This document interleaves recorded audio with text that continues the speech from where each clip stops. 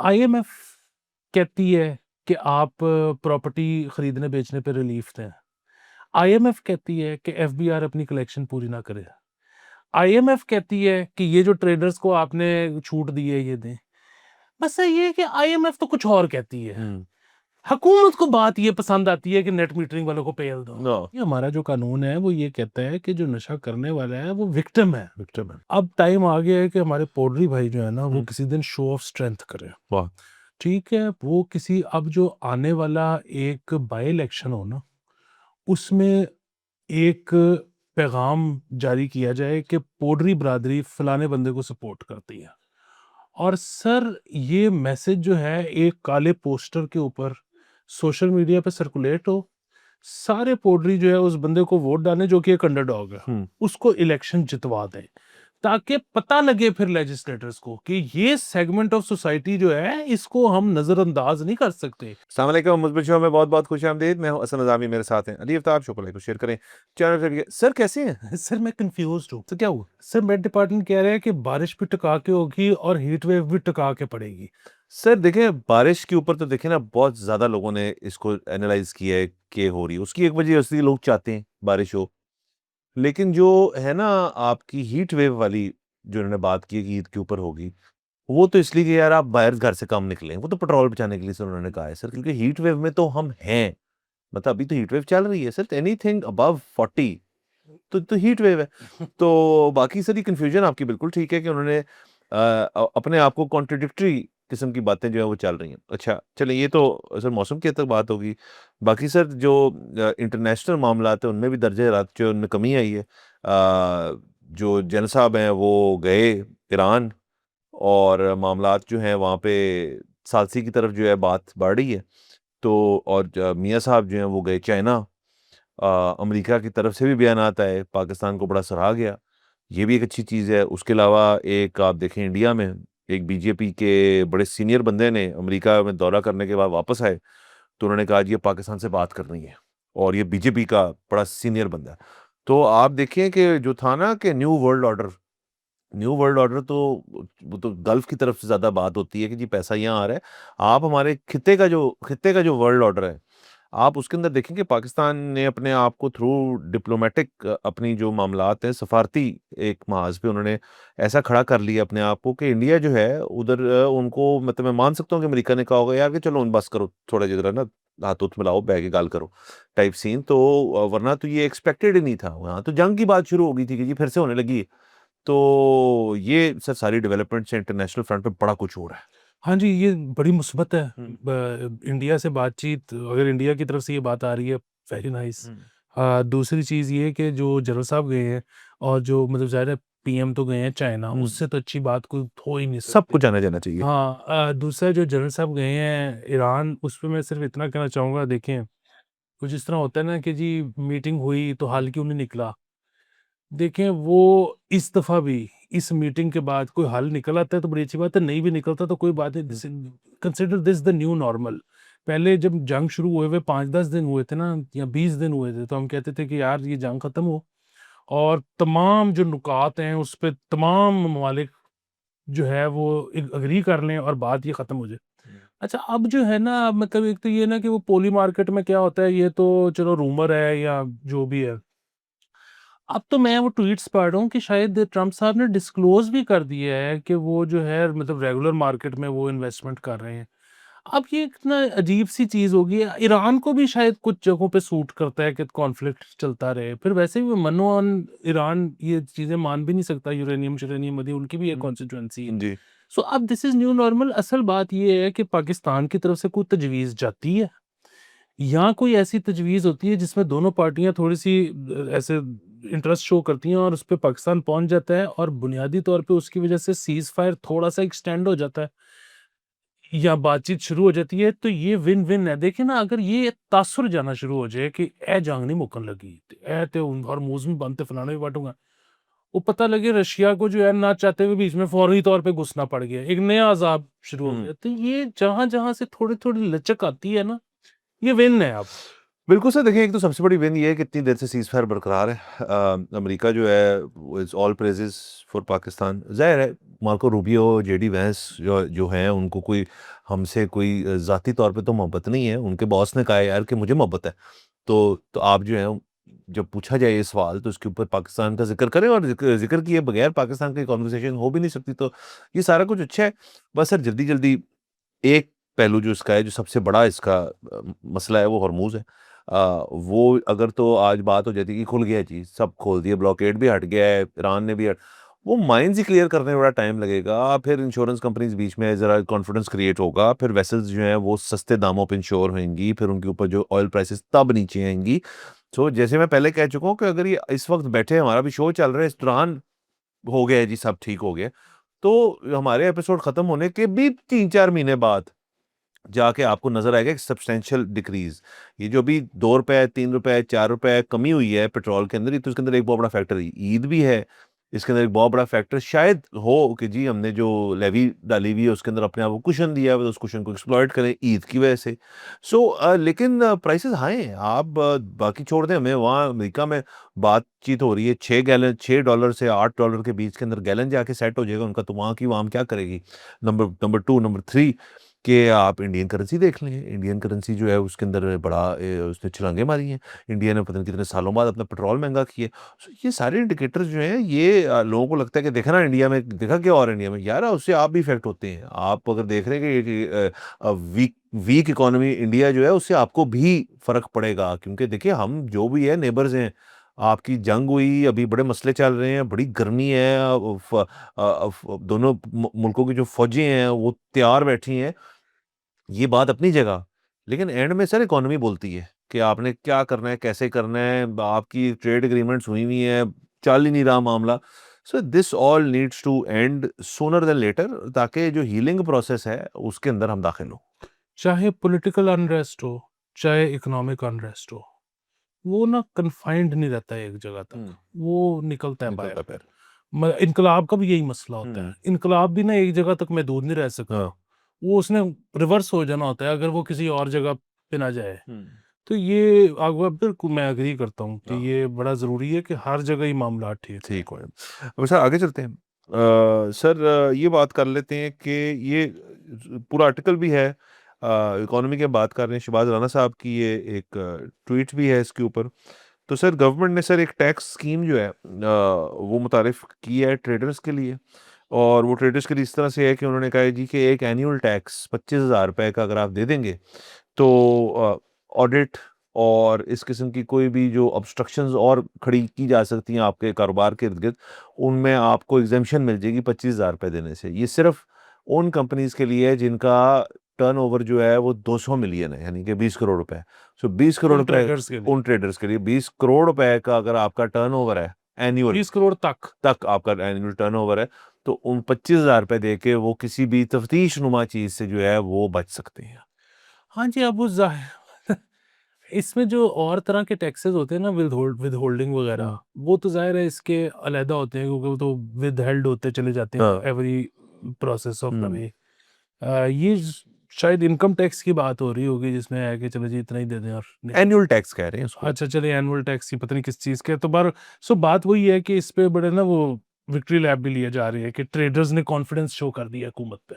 मतलब जाहिर है हुँ। उन्होंने करना ही है। हुँ। जो इसमें मज़े की बात है ना वो ये है कि आज ही खबर आई है कि जो नए सार्फिन को तो अब वो रूल बदल गया है।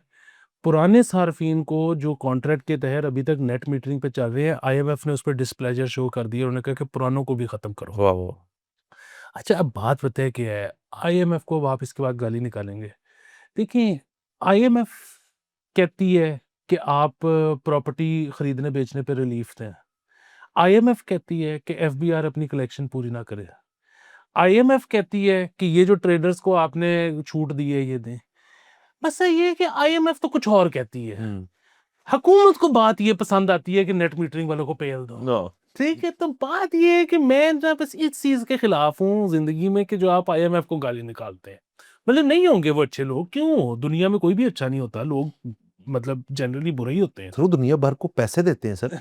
वो अच्छा मतलब वो बंदा जो दुनिया भर के अंदर लोन शार्क है सॉर्ट ऑफ, वो अच्छा बंदा तो नहीं, तो नर आदमी होगा सर, कैसे पसंद आ सकता किसी को? लेकिन ये जो आप कहते हो ना कि जी ये बस अगर आईएमएफ ना होता तो ये हुकूमत तो अपना कलेजा निकाल के आपके मुंह में डालने को तैयार, इंज नहीं होता। सर बाकी ये मुझे अपना इसके अंदर ना क्यूटनेस लेवल जो है ना, क्यूटनेस मीटर पे ये बात जो है ना फुल ऊपर चलेगी, ये नेट मीटरिंग वाली। वो क्यूटनेस इसलिए मैं कह रहा हूँ कि सर ये ना अपना ज़हन नहीं बना रहे, पर रोज को बंदा उठता है कहता है यार कि इंज कर लो नूंज कर लो।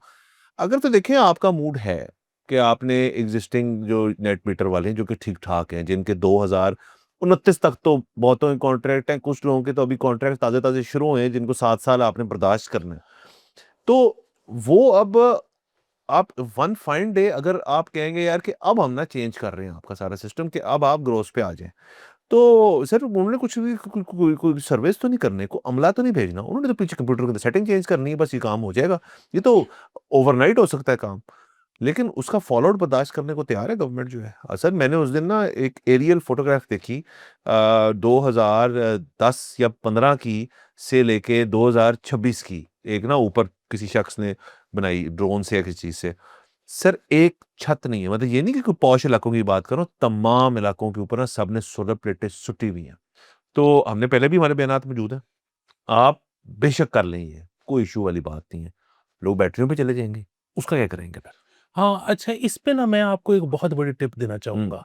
उससे पहले ये कि जो आपने कहा ना फॉल आउट, अच्छा अब ना पॉलिटिकल फॉल आउट नाम की चीज़ें ख़त्म हो चुकी हैं। पॉलिटिकल फॉल आउट होता है जब इलेक्शन होते हैं। क्या तो अब इलेक्शन से हम आज़ाद हो चुके हैं ज़िंदगी में। इलेक्शन आप कह रहे हैं कि हो ही जाते हैं, हाँ, या ऐसे भी होते हैं, हो जाते हैं। तो फॉल आउट कुछ नहीं होता।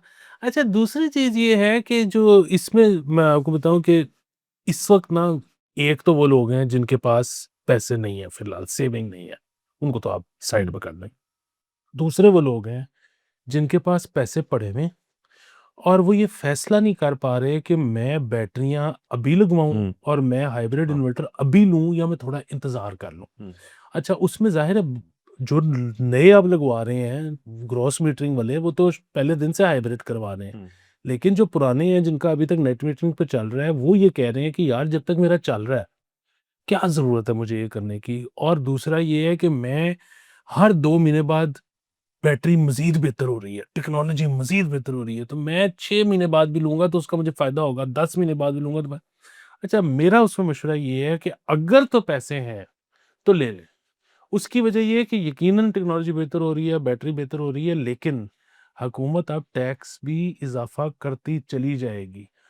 तो आप जो है ना मतलब अभी की भी जो बैटरी है, वो 8-10 साल तो कहीं नहीं जाती ना। हम्म, तो जो आज से 6 महीने बाद आएगी, वो शायद 50 साल के लिए बेहतरीन हो।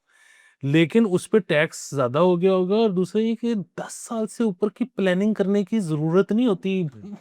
क्या पता 10 साल बाद क्या हम्म। होगा? मतलब सर मेरा अपना ख्याल है कि बैटरियों पे जितना काम हो रहा है वो बैटरी की लॉन्जेविटी के ऊपर इतना नहीं हो रहा कि एक 10 साल चलती है, वो तो कर लिया उन्होंने ना, वो तो उन्होंने कन्वेंशनल बैटरी के जो साइकिल से आपने साइकिल बढ़ाई गए।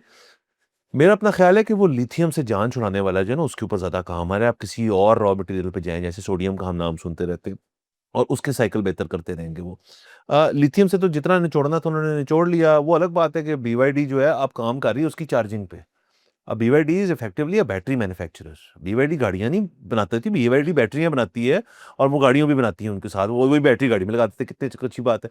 BYD ने सर चार्जिंग के ऊपर जो नई चीज मुतारिफ कराई है ना, बैटरी उनकी गाड़ियों में लग रही है, वो तो ये तो 10 मिनट के अंदर 0 to 80 ले जाती है आपकी बैटरी को। सो वो तो एक चार्जिंग जो है ना, अब उस पर फोकस है, तो आप जो चीज लेंगे बहुत अच्छी बात है कि वो 10 साल चल जाएगी, लेकिन जब उसके बाद 10 साल बाद आप चेंज करेंगे तो आपको एक बड़ी नुमाया चीज मिल जाएगी। सर मुझे बताएं कितना कोई डिफिकल्ट है ये कंसीव करना। सर आप सोच सकते हैं आज से आप चले जाएं 10 साल ही पहले चले जाएं, आप सोच सकते हैं कोई ऐसी बैटरी बनी हो जो यार एक डब्बे के अंदर ना डीपी के अंदर आ जाती है वो बैटरियां, और वो 10 साल चलेगी मेरी बैटरी, आप सोच ही नहीं सकते थे। 10 साल बाद 10 साल दे दिए ना, अब लेट्स से अनदर 10 ईयर्स जब आप खत्म करते हैं एक बैटरी आती है, वो कहते हैं जी कि ये 30 साल चलेगी आपकी बैटरी। तो वेट फॉर दैट डे, अगर आप आज जो है अगर पैसे हैं अगर आपके पास और आपका नेट मीटर लगा, उसको लगे रहने दें, कौन कह रहा है उसको छेड़ें, आप वो लगा रहे हैं आपका नेट मीटर, आप तो अलहदा सिस्टम, ये अलहदा है उससे, इस सिस्टम जो आपका नेट मीटर लगा हुआ है उसका कोई ताल्लुक ही नहीं है इस दूसरे सिस्टम से।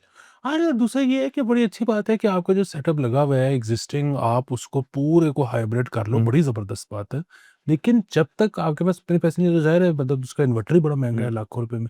जब तक उतने पैसे नहीं होते तो उसमें मतलब स्टार्ट फ्रॉम, जिस तरह आप कह रही हैं कि छोटा-सा एक साइड पे सिस्टम बनाना शुरू करें। मसलन सबसे पहले यूपीएस को आप हाइब्रिड इन्वर्टर 1.5-2 केवी वाला हाँ, वो कर लें। चखें तो सही। चखें, हाँ, हुँ, वो 2 पैनल, वो इन्वर्टर और साथ एक हाँ, छोटी बैटरी। पखे चल गए मेरे, हाँ।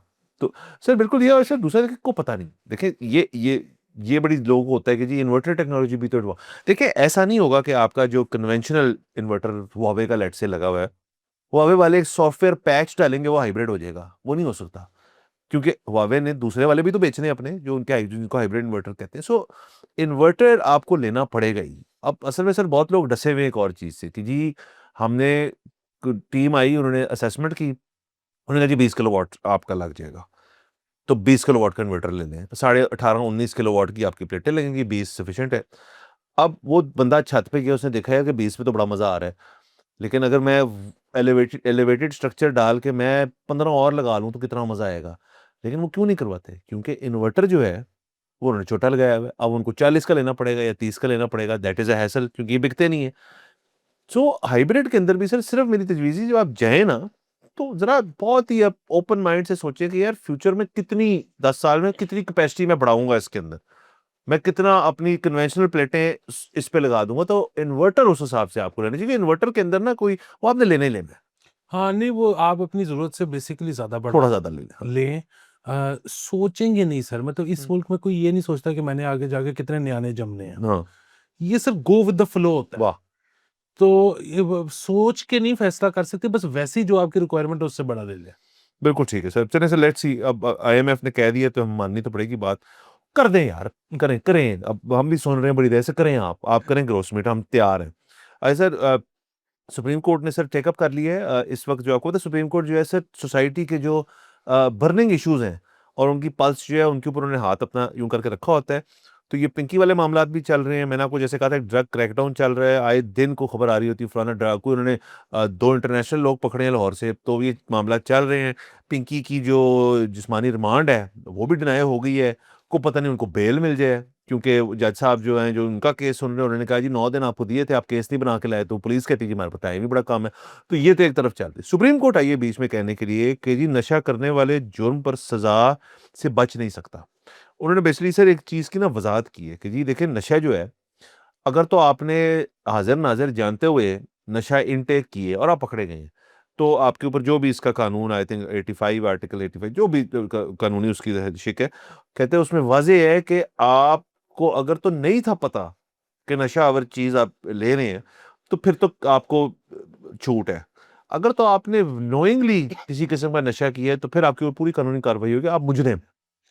हाँ, नहीं सर, ये मैं तो इस बात से खुश नहीं हूँ। हुँ, और मैं इस बात से खुश, हमने बड़ी दफ़ा शो पे भी बात की है, बल्कि हमने कल अपने वो टीवी वाले शो पे भी ये बात की थी कि देखें यहाँ पर जो कहते हैं ना हम कि फलाना बंदा उस ड्रग पे ओडी कर गया। हुँ, जब बहुत ही कम ऐसी ड्रग्स होंगी, मतलब मेरे ख़्याल में ये, बल्कि जो गैस है जो घर पे आती है वो शायद एक ऐसी हुँ, ड्रग है कि वो अगर खुली हो तो बंदे को पता ही नहीं लगता और बंदा प्रवास कर जाता है। हुँ, अमूमन जब बंदा ओडी करता है ना तो उसकी फौत होने से पहले काफ़ी तबीयत ख़राब होती है।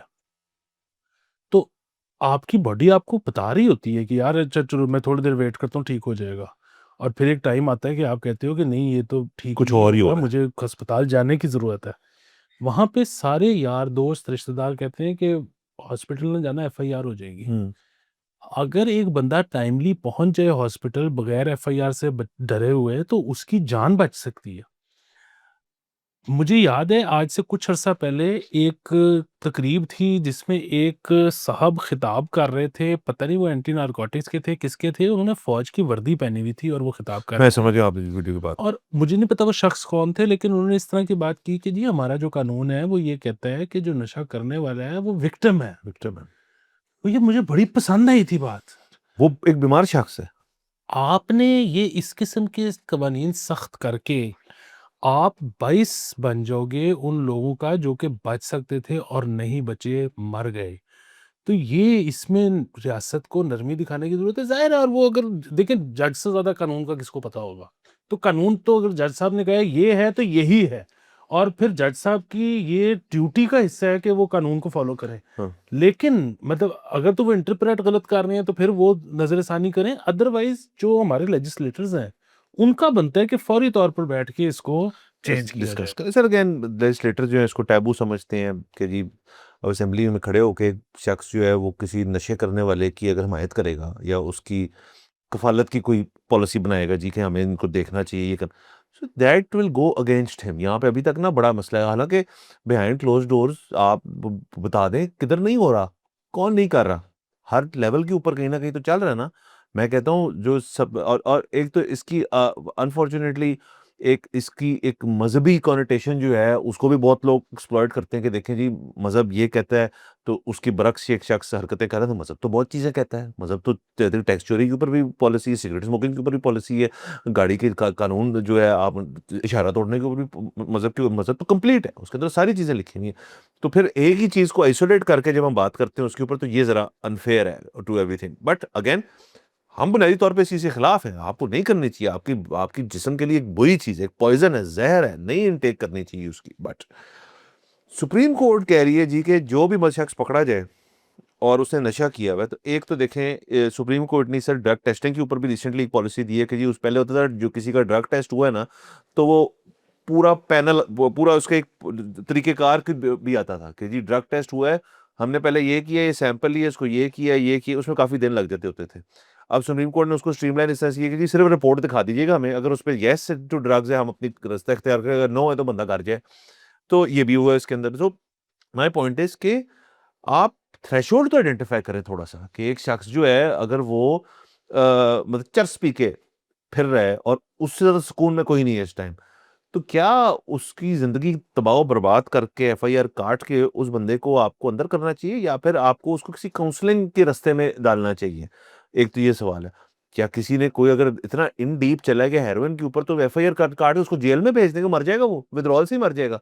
सो ये ना थ्रेशोल्ड्स जो हैं वो इनको आइडेंटिफाई किया जाए और देखा जाए कि जी नशा जो है उसकी क्या क्या मतलब ड्रग टेस्ट तो बता देगा आपको क्या है, तो वो I think is a better way to do it. ये क्रॉस द बोर्ड कह देना जी कि नशा किया है तो एफआईआर ते कटी कटी। सर ये जो है ना, आपकी सारी बातों से मैं इत्तेफाक करता हूँ। इसमें जो आपने ये कहा ना कि लेजिस्लेटर्स जो हैं वो नशइयों के हकूक़ में आवाज़ बुलंद नहीं करते क्योंकि टैबू है, जो सोसाइटी है वो उसमें बुरा समझा जाता है। देखिए इसमें ना नशइयों का भी कसूर है। हम्म। अब टाइम आ गया है कि हमारे पौडरी भाई जो है ना वो हम्म। किसी दिन शो ऑफ स्ट्रेंथ करें। वाह। ठीक है, वो किसी अब जो आने वाला एक बाई इलेक्शन हो ना, उसमें एक पैगाम जारी किया जाए कि पोडरी बरादरी फलाने बंदे को सपोर्ट करती है।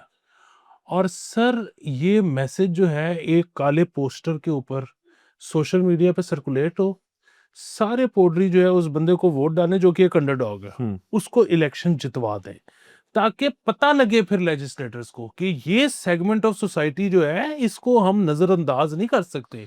इनका दिल जीतना जो है ये हमारा अवलीन मकसद होना सर चाहिए। सियासतदान के लिए एक वोट की उतनी अहमियत है जितनी 100 वोटों की है। सियासतदान ने वोट लेने हैं, वो हर वोट के लिए करेगा, तो ये एक अपराधी मसला सर ये है कि सर जिस दिन वोटिंग होगी क्या ये सब पहुंच पाएंगे टाइम पे? सर एक तो नहीं सर, ये बड़ा पर्टिनेंट सवाल है सर, क्योंकि सर वो पोर्टल ही है, तो सर उनकी टाइमलाइंस जो है वो हमसे तो मुख्तलिफ है ना। सर नहीं, क्यों नहीं पहुंचेगी? देखिए नशई का जो मसला है ना, हम्म। वो टाइम पे पहुंचने का नहीं है। उसका मसला ये है कि वो मार्फत के ऐसे आला मकाम पे चला जाता है कि वो कहता है कि मैं समझती ही कुछ नहीं इन इलेक्शंस को। ओके। ये तो ऐसे घटिया सा काम है, बाजीचा अतफाल है दुनिया मेरे आगे। वो तो अपने आप को ऐसे एलिवेट। बर्ड आई व्यू से देख रहा वाह होता है ना वाह वाह। कायनात को। उसका मसला ये है। वरना सर जो नशई है ना, वो देखें इलेक्शन की रात वो जो करेगा, उसको तो सुबह नींद ही नहीं आनी।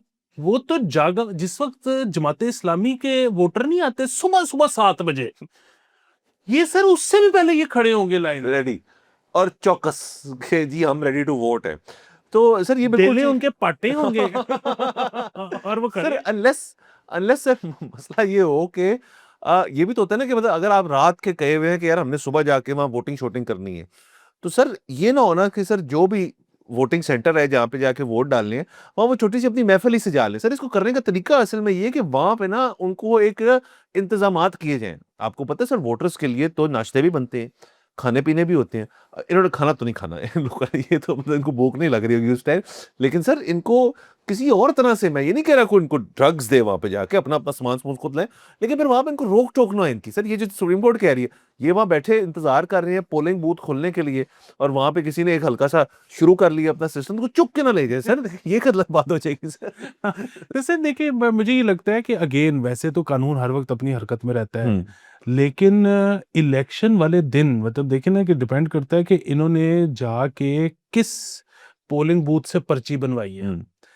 तो अगर उस वक्त उसके बाद वेटिंग के टाइम में अगर इन्होंने कुछ काम अपना चालू कर भी दिया और पुलिस आ भी गई, सर वो जो पोलिंग स्टेशन पे जो अमला मौजूद है ना उस पार्टी का, वो नहीं जाने देंगे, वो बचाएगा वो बचाएगा। ये और बात भी ठीक है। इनको फिर करना ये चाहिए कि दोनों तीनों पार्टी से ना मतलब पर्ची बनवा ले ताकि सारे आ जाए इनको प्रोटेक्ट हाँ, करने के। अंदर जाके वोट तो उन्होंने उसी को देना है जिससे उनकी सेटिंग हुई। ये भी सर जरूरत है सर, क्योंकि जाने से पहले उनकी यादें कराई जाए कि यार किसको वोट डालना है। ये ना होना सर वो सारे का सारा जो है पीपल्स पार्टी को डाल के आ जाए सर। तो ये सर बड़ी हमें ना इनका इनका तहफ़्फ़ुज़ जो है सर बड़ी एक इंपॉर्टेंट चीज़ है हमारे मुल्क के अंदर। सिर्फ इनको चादरें बांटने से काम नहीं बनेगा, इनको बड़ी एक ना वेल राउंडेड किस्म की अप्रोच रखनी चाहिए। इनको इलेक्टोरल सिस्टम का हिस्सा भी बनाएं, और इनमें से शायद कुछ लोग जो है वो अपने आप को ठीक करना चाहते हैं, उनको रिहेबिलिटेट भी करें। जी, बिल्कुल। अच्छा, उसमें ना ये याददाश्त का इतना मसला नहीं होगा। हाँ, मसला ये बहुत होगा कि अगर उनसे किसी ने मतलब जिसको उन्होंने वोट देना है, उसी के पार्टी के बंदे ने किसी ने नाजायज़ बहस कर ली, हाँ, हाँ। ऑफेंड हो गए ये, यस। तो फिर वो गया। हाँ, सर फिर वो गया। और दूसरा सर देखिए, ये उस वक़्त ना जब ये आए होंगे सारे वोटिंग के लिए, तो सर ये टॉकटिव भी बहुत हुए होंगे, बहुत टॉकटिव होंगे और बातें करना चाहते हैं। तो उसको चैनलाइज़ करने की ज़रूरत है सर, कि इनको सिर्फ वोटर ना बनाएँ। इनको कहें यार कि जो बंदा आ रहा है ना उसके जाके कान के अंदर घुस जा और उसको भी हमारा वोटर बना दे। सर वो जिस स्पीड से डिलीवरी करेंगे ना सर अपनी कन्वर्सेशन की, सर वहाँ पे कोई भी जो कैनवस कर रहा है ना इलेक्शन डे पे कि जी मैं हमें पार्टी हम ये करते हैं, जितनी बेहतरीन ये कर सकते हैं, जितनी एनर्जी होगी इनमें सर, उसको फिर आप एग्जॉस्ट करें, इनको ज़ाया ना करें सिर्फ जी अंगूठा ला के तुसी वापस घर जाओ, ये ना करें। ये और दूसरा एक और चीज़ ये है कि कन्विंस कर पाएँ ना पाएँ, इनको आपने हर बंदे की ड्यूटी जो है ना इसकी सोबर के साथ लगानी है। क्योंकि 2 इकट्ठे हो गए तो वो तो मैं तेनू दसना नहीं, मैं तेनू, ये तो खत्म ही एक नहीं। बीच में इंटरलॉक्यूटर टाइप सिचुएशन जो है, मीडिएटर जरा बिठाना पड़ेगा नहीं आपको। मतलब इनको ना सोबर कम्युनिटी में छोड़ दें ताकि ये जब उसको कहें ना कि मैं तुझे बताता हूँ, तो वो एक दफा तो हैरान होकर सुनेगा ना कि अब पता नहीं क्या बताने लगा है। वो आगे से फिर जो भी आए। हाँ, बिल्कुल ठीक है सर। और बस इनसे ये एक रिक्वेस्ट होगी कि अंदर जाके ना आप जो हमारी यूथ है उनको घेरने की कोशिश ना करें कि आप ये चीज चेक करो। ये जरा ना ये ना करें इनको, क्योंकि जो लोग नहीं कर रहे उनको ना कराएं। सर ऐसे में वो भी मजबूरी होती है ना। देखें, एक नया बंदा आता है हम्म। तो वो कोई पहले दिन सोर्स तक तो नहीं ना पहुंच जाता, हाँ। वो आपसे स्कोरिंग करनी शुरू करता है। यस। सर थोड़ा थोड़ा बीच में आपका निकल आता है। सर मजबूरियां होती हैं जिंदगी की। हाँ चलिए, वो ऐसा करें, आप आफ्टर वोटिंग कर लें। और लास्टली सर इसके अंदर बहुत जरूरी चीज ये कि आपको पता है सर, इलेक्शन के दिन जो है हमारा जो फोन नेटवर्क का निजाम है वो उसको कुछ हो जाता है, मतलब हम करते नहीं है बंद, वो इत्तेफाक से उस दिन बंद हो जाता है। तो इनकी जो कोऑर्डिनेशन है उस पर ना रखें, एक रात पहले बस एक तैयार रखें जहां जहां इन्होंने वोटिंग पे जाना है। सर उनके पास तो फोन भी नहीं होंगे, अगर उनके पास होंगे भी वो फोन बंद होंगे। कोऑर्डिनेशन के लिए बहुत जरूरी है कि 2-4 नहीं बल्कि 6-8 सोबर लोग जो हैं इनको पहुंचाएं वोटिंग बूथ तक, बहुत जरूरी है सर। ये बहुत ज़रूरी है वैसे। मतलब ये वाकई एक्चुअली सबसे बड़ा मसला जो अभी तक आपने बताया ना उनमें ये है कि इन्होंने डेस्परेट होके उधर फ़ोन करना शुरू कर देना जिसका ग्राम सबसे छोटा है। क्योंकि फ़ोन नहीं मिल रहा। फोन नहीं मिल रहा। बड़े सर मसले हो हाँ, रहे हैं। ये है, इसको सर हम इसमें तफसीली करेंगे। सर हम तफसीली नहीं करेंगे, हम उनका सर उनको मास्क बना के, मैं तो कहता हूँ शो पे बिठाएं किसी इस शख्स को, ये वहां हम में से नहीं है, ये वहां का हिस्सा है सर। वैसे लेकिन फिर मैं और आप तो नहीं बोल सकेंगे। नहीं सर, तो ठीक है ना सर। सर हम इनके लिए है ना, ऑडियंस के लिए। वो तो एजुकेट होंगे ना उनके ख्यालात से। उसके बाद सर हम जैसे शो नहीं रिव्यू करते, हम उस बंदे के तजिए का रिव्यू कर देंगे बैठ के सर। वाह। से इजाजत लेते हैं, अगले एपिसोड में मुलाकात होगी। खुदा।